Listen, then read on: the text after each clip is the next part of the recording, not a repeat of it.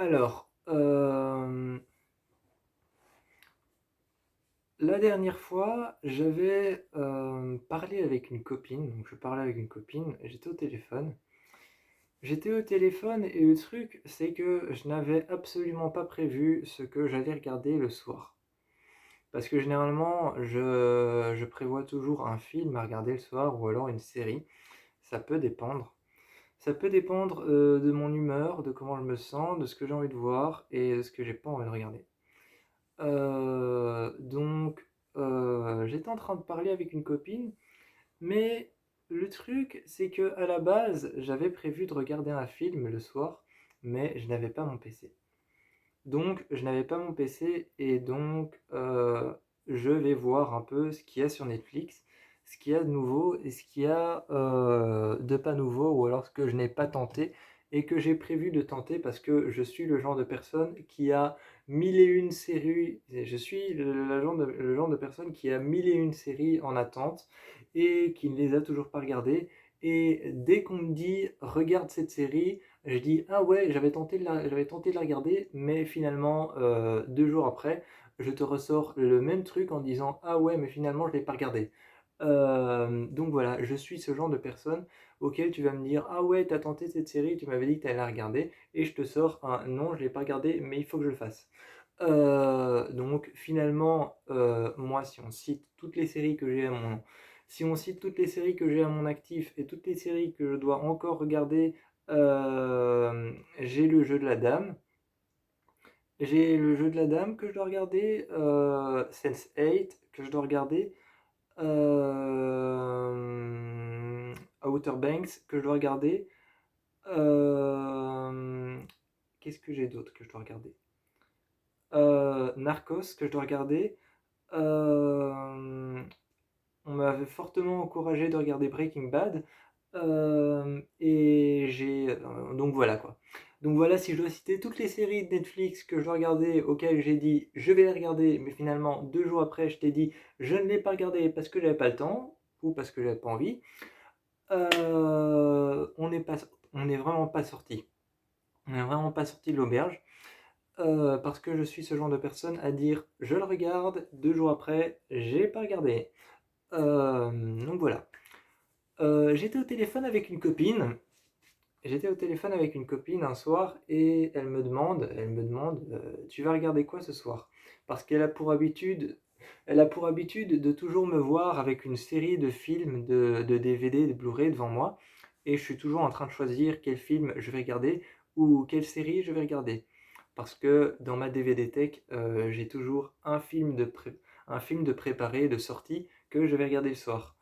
Et elle a pour habitude justement de me voir comme ça, de me voir en train de lui parler et en train de choisir le film que je vais regarder le soir. Et là, justement, je n'avais pas mon PC. Je n'avais pas mon PC et je n'avais pas mes films avec moi. Je n'ai pas pris une série de films pour m'occuper ici. Et donc, elle me dit, tu vas faire quoi ce soir? Tu vas regarder quoi ce soir? Et j'avais une hypothèse, j'avais une alternative. C'était soit je lui réponds rien, ou alors, dans le cas présent, j'aurais pu lui répondre je verrai bien ce soir sur Netflix, ou alors j'aurais pu encore lui répondre je verrai sur l'instant, ou alors j'aurais pu lui répondre j'ai des livres, je vais peut-être lire un livre. Donc ça par exemple c'est les fleurs du mal. Donc j'aurais pu lui répondre dans l'hypothèse je vais lire un livre ou alors je verrai sur le moment ou j'irai voir les séries Netflix.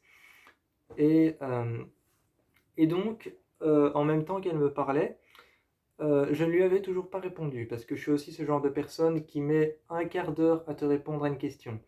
Tu peux me poser une question du genre t'as regardé quoi hier? Je peux attendre 5 minutes avant de te répondre.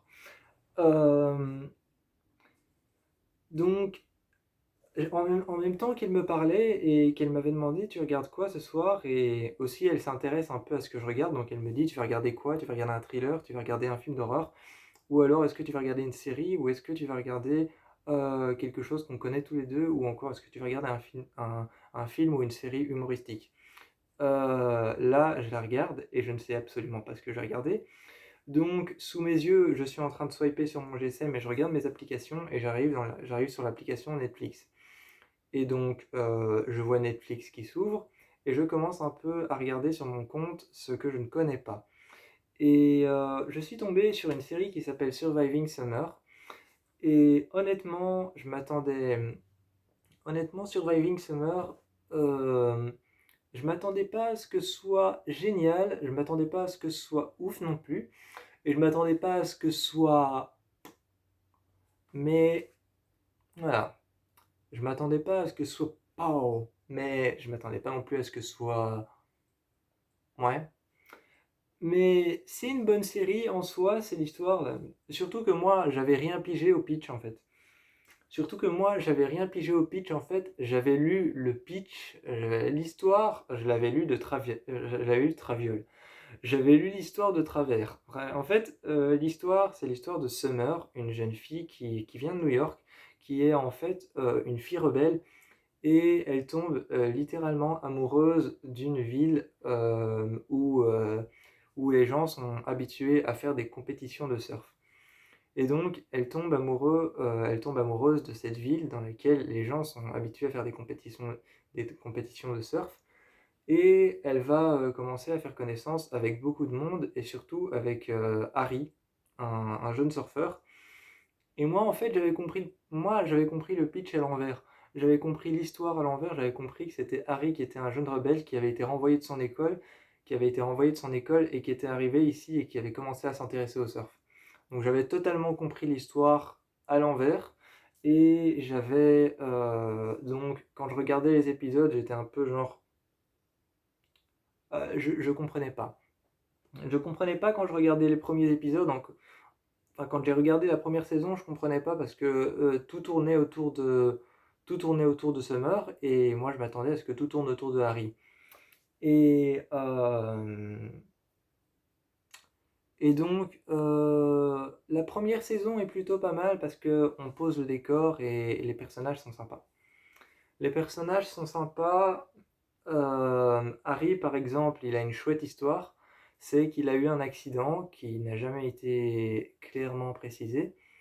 Il a eu un accident qui n'a jamais été clairement précisé, mais il a eu un accident et donc depuis il a une cicatrice dans le dos et ses parents ont bien cru le perdre et lui, il a bien cru ne jamais pouvoir refaire du surf et, euh, et il commence à avoir des crises de panique, des crises d'angoisse. Quand il va faire du surf, il a des sortes de visions et se voit un peu faire des chutes sous l'eau et ne plus remonter à la surface. Ce qui l'angoisse terriblement. Et donc, la saison 1 tournait en tout cas autour de ça, autour de ses parents, c'était plutôt bien, mais à partir de la saison 2 il y a un groupe de filles qui arrivent, et là, on part dans un trip un peu trop superficiel. On part dans quelque chose d'un peu trop superficiel pour moi, vraiment. Et je dis pas que ça m'a pas plu, mais quand même, faire une saison de 10 épisodes, faire une saison de 10 épisodes où tu parles d'un adolescent qui a peur de retourner faire du surf, mais qui veut retourner faire du surf, il y a quelque chose d'intéressant, il y a de la recherche et c'est intéressant à voir. Et comme c'est le personnage principal avec Summer, comme c'est le personnage principal avec Summer, déjà ça m'a pas du tout étonné qu'il y ait un personnage qui s'appelle Summer. Euh, Comme c'est le personnage principal, justement, Harry, eh bien, tu le suis et t'as envie qu'il retourne dans les vagues, t'as envie qu'il retourne faire du surf. Et tu veux voir comment ça va se passer. Mais à partir de la deuxième saison, il se passe un truc, on est dans des grandes baraques cubiques, et on est dans des grandes baraques rectangulaires et carrées, toutes vitrées, avec des piscines énormes, des piscines à débordement, et autres palmiers et autres maisons dans ce genre-là. Donc, dans la saison 2, on est vraiment sur des grosses maisons, les grosses maisons qu'on trouve à Los Angeles et à Las Vegas. Et on est vraiment avec un décor genre palmiers et autres grandes piscines qu'on peut trouver à Los Angeles et à Las Vegas. Mais on est sur une petite ville de bord de mer. Et t'as toute une vague de jalousie. T'as toute une vague de jalousie qui vient s'installer entre les couples. Et t'as toute une vague de... Comment dire? T'as une vague de superficialité à la saison 2 qui vient s'installer et ça devient un peu plombant. Ça devient un peu plombant parce que t'as une vague de superficialité à la saison 2 qui vient s'installer. Et par exemple, à la saison 2, il y a un personnage que j'aimais beaucoup. Il y a un personnage que j'aime beaucoup, mais à la saison 2 il a un peu commencé à me saouler. Euh, euh, je crois qu'il s'appelle je crois qu'il s'appelle Baxter ou quelque chose comme ça. C'est un nom de surfeur.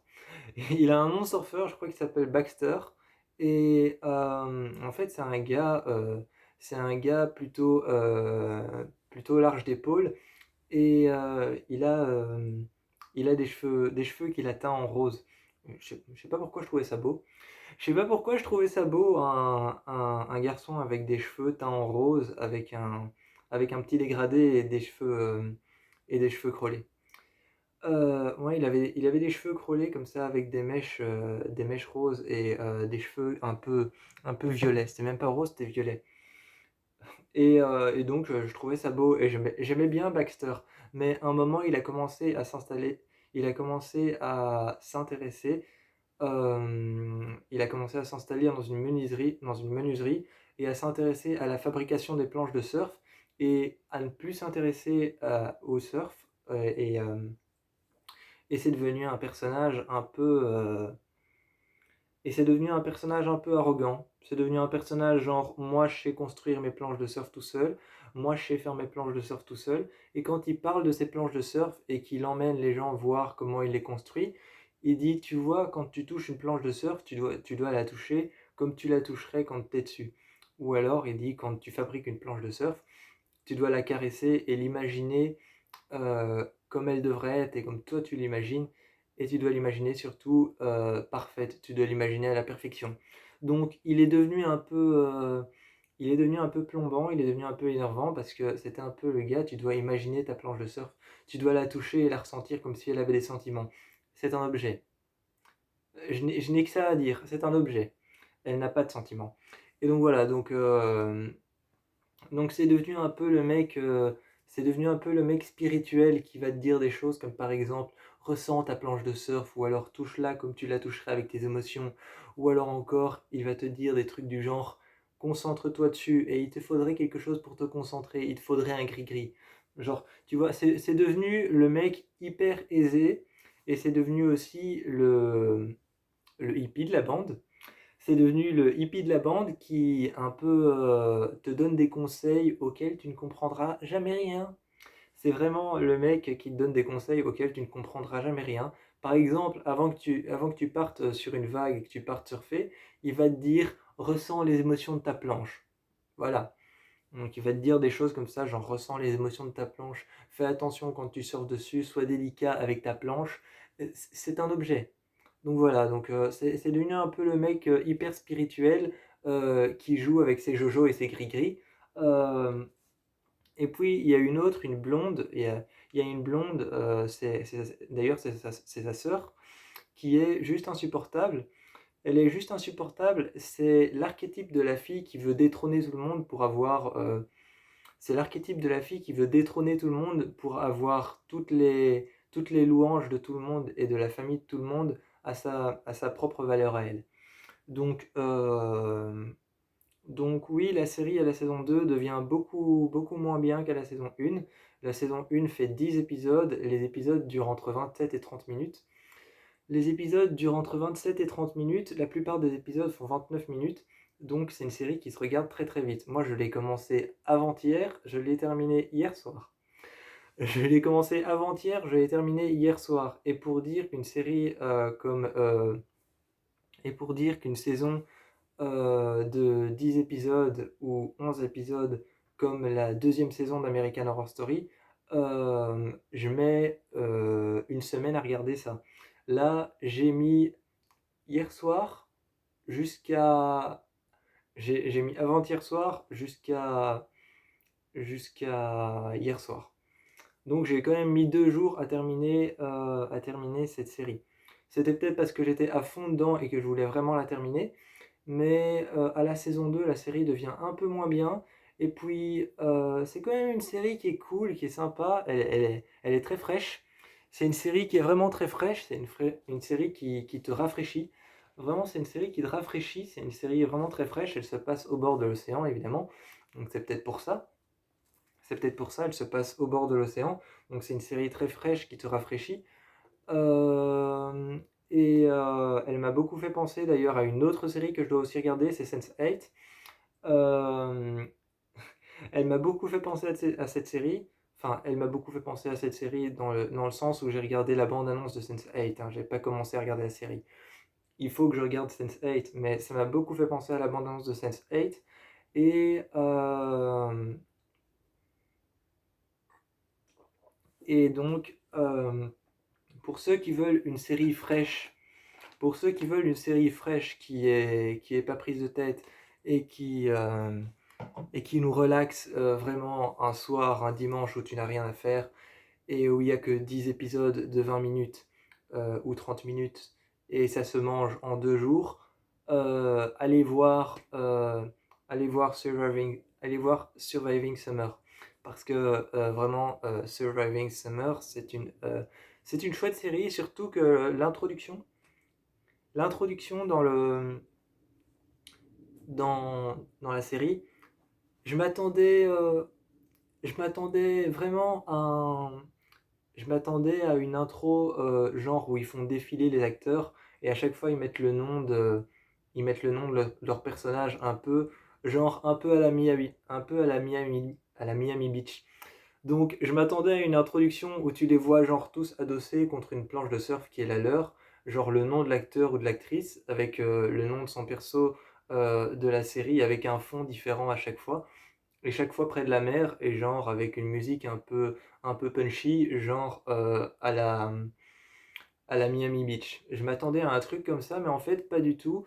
L'introduction, elle est hyper simple et elle est hyper agréable à regarder. Il y a une petite introduction du début de l'épisode et à partir de 5-10 minutes, ça coupe et il y a Surviving Summer qui apparaît en grand sur ton écran il y a une vague qui apparaît derrière comme si le titre était inscrit, pas comme si le titre était écrit sur l'écran, mais comme si le titre s'inscrivait mais justement troué et dans les lettres il y a une vague qui apparaît et c'est agréable à regarder. C'est agréable à regarder parce que dans les lettres de Surviving Summer, avec toujours ce petit symbole avec des vagues et un soleil, avec des vagues et un rond qui est en fait un coucher de soleil, eh bien il y a des vagues qui apparaissent et puis après le titre disparaît, mais il apparaît toujours avec des couleurs comme jaune fluo, vert fluo, rose fluo, ou alors mauve, ou alors rouge, mais toujours des couleurs très très très flash. Donc voilà, pour ceux qui veulent une série fraîche, assez sympa à regarder, qui se mange en quelques épisodes à peine, sur laquelle il n'y a que 2 saisons, je vous encourage à aller voir Surviving Summer. À partir de la saison 2, elle devient un peu moins bien, mais pour ceux qui veulent tester, je vous encourage à aller le voir.